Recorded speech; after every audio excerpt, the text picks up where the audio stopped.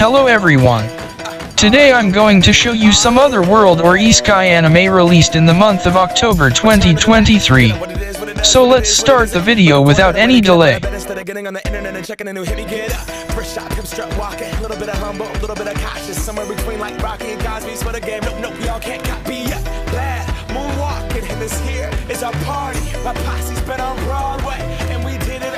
Number 1. The family circumstances of the irregular witch. The storyline is that Alyssa, a witch who lives alone in the forest, picks up a human baby one day. Despite her confusion, Alyssa named the baby Viola and decided to raise her. 16 years later, Viola had not only grown into a daughter who adores Alyssa, but also into a woman of exceptional proportions, and the people around them mistook Viola for Alyssa's mother. A slice of life told by a mother and daughter who were inverted in appearance and full of gags. Parent and child deliver a hilariously funny comedy. My first impression of this anime is that, no matter how you look at it, you are going to jail for sure.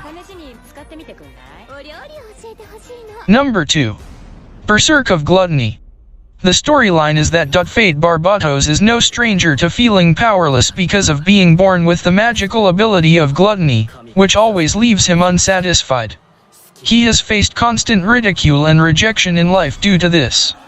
Nonetheless, everything changes when he comes across the real power of gluttony while working as a gatekeeper for a noble family and confronts a trespassing thief. Fate realizes that by killing someone, he can absorb their abilities, finally satisfying his insatiable desire. With this newfound understanding, Fate becomes brave enough to pursue his maximum potential. The question now is how many lives he will consume to satiate his hunger, and whether the world can withstand the fear-inspiring warrior he will transform into. Number 3. I shall survive using potions. The storyline is that Kaoru Nagase died unexpectedly while walking home from her office job one night, and she suddenly finds herself in front of a man dressed in white. The man introduces himself as God and apologizes for his mistake that resulted in her untimely demise, vowing to make it up to Kaoru by reincarnating her into another world. The next world's goddess, Celestine, reforms Kaoru's body and gives her all the concessions she asks for: the body she had when she was 15, the ability to make potions with effects of her choice, and a box with infinite storage space, to name a few. But soon, Kaoru realizes that, despite being told otherwise, this new medieval world doesn't have much in the way of magic, causing her potions to be highly sought after by greedy nobles. However, by using knowledge from her previous life, she just might find a way to survive in this world using her potions. Number 4. A returner's magic should be special. The storyline is that shadow realms have ravaged the earth, leaving scarce survivors. The responsibility of ensuring humanity's future now falls on the shoulders of only 6 mages, and among them is Desir Herman, a pragmatic fighter. These few heroic figures launch a final, daring mission to put an end to the ghastly conflict, but their attempts seem to be in vain. As Desir braces himself to accept his inevitable fate, he suddenly wakes up to find himself catapulted back in time by 13 years.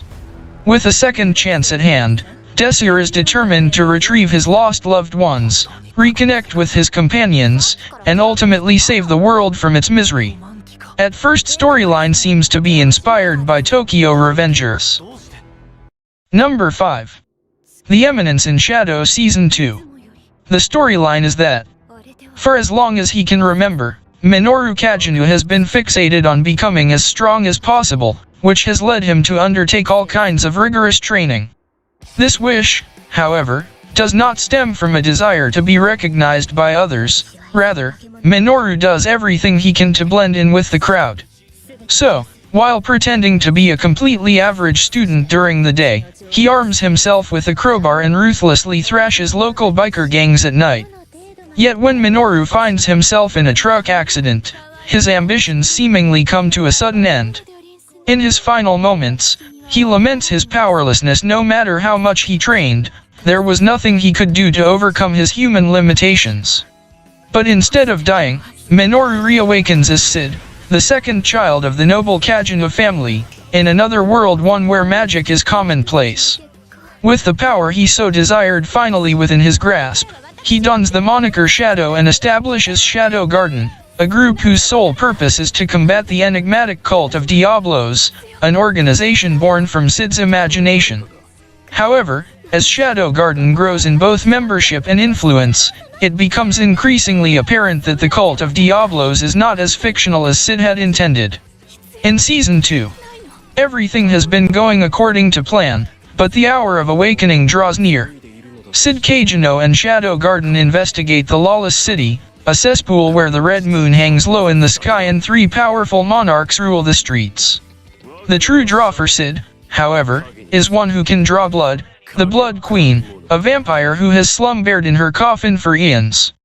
Her awakening approaches, and Sid could finally face a day of reckoning. Number 6. The Rising of the Shield Hero Season 3. The storyline is that the 4 cardinal heroes are a group of ordinary men from modern-day Japan summoned to the kingdom of Melromark to become its saviors. Melromark is a country plagued by the waves of catastrophe that have repeatedly ravaged the land and brought disaster to its citizens for centuries. The 4 heroes are respectively bestowed a sword, spear, bow, and shield to vanquish these waves. Naofumi Iwadani, an otaku, becomes cursed with the fate of being the shield hero. Armed with only a measly shield, Naofumi is belittled and ridiculed by his fellow heroes and the kingdom's people due to his weak offensive capabilities and lackluster personality. When the heroes are provided with resources and comrades to train with, Naofumi sets out with the only person willing to train alongside him, Malty Melromark. He is soon betrayed by her, however, and becomes falsely accused of taking advantage of her. Naofumi then becomes heavily discriminated against and hated by the people of Melromark for something he didn't do. With a raging storm of hurt and mistrust in his heart, Naofumi begins his journey of strengthening himself and his reputation. Further along, however, the difficulty of being on his own sets in, so Naofumi buys a demi-human slave on the verge of death named Raphtalia to accompany him on his travels. As the waves approach the kingdom, Naofumi and Raphtalia must fight for the survival of the kingdom and protect the people of Melromark from their ill-fated future. In the 3rd season, after defeating the spirit tortoise, Naofumi has no time for rest. An attack from the next guardian beast is imminent, but the 3 other cardinal heroes have gone missing. So, Naofumi and his party set out to search for the legendary trio. Number 7. The Saint's magic power is omnipotent Season 2. The storyline is that Ci, a 20-year-old office worker, is whisked away to a whole new world. Unfortunately for Ci, the ritual that summoned her meant to produce a saint who would banish the dark magic brought 2 people over instead of 1. And everyone prefers the second girl over Ci. But this is just fine by Ci, who leaves the royal palace to set up shop making potions and cosmetics with her newfound magic. Business is booming, and this might not be such a bad life, after all, as long as her supposed sainthood doesn't come back to haunt her. In the 2nd season, the 2nd season of Seiho no Marioku wa Banity Su, Ci, an office worker in her 20s, was suddenly summoned to another world as a saint. Taking advantage of her natural love of plants, she started working at a medicinal plant research institute. In addition, Ci's evaluation explodes when she activates a tremendously powerful purification magic in monster subjugation. Being officially recognized as a saint, she gains people's respect as the savior of the kingdom of Solantania. Those who watch over and support her are Johan and Jude from the Research Institute, Yuri from the Imperial Court Mage Division, and Albert Hawk, the Ice Knight who is attracted to each other but is still less than a lover.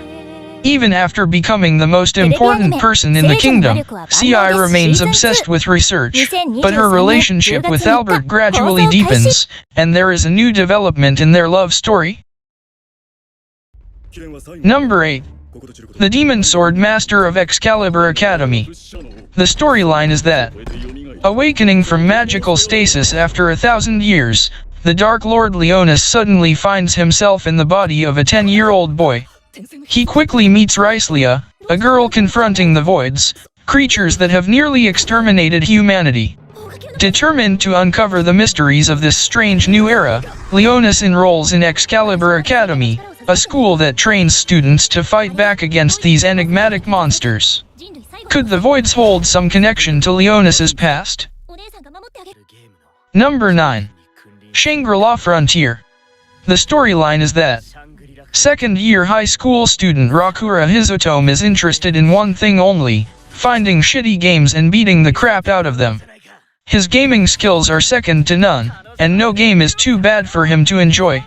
So when he's introduced to the new VR game Shangri-La Frontier, he does what he does best, min-maxes and skips the prologue to jump straight into the action. But can even an expert gamer like Rakura discover all the secrets that Shangri-La Frontier hides? Number 10. The Kingdoms of Ruin. The storyline is that for ages, humanity flourished through the power of magic, a gift from witches to aid mankind. But times have changed. The scientific gear expansion has made both magic and witches obsolete. In order to liberate humanity from the blight of magic, the mighty Redia Empire began a ruthless hunt to exterminate all witches. Adonis was only a boy when the hunt began, apprenticed to a witch he dearly loved. When she perishes at the hands of the Empire, Adonis vows revenge. By this furious wizard's power, blood will flow.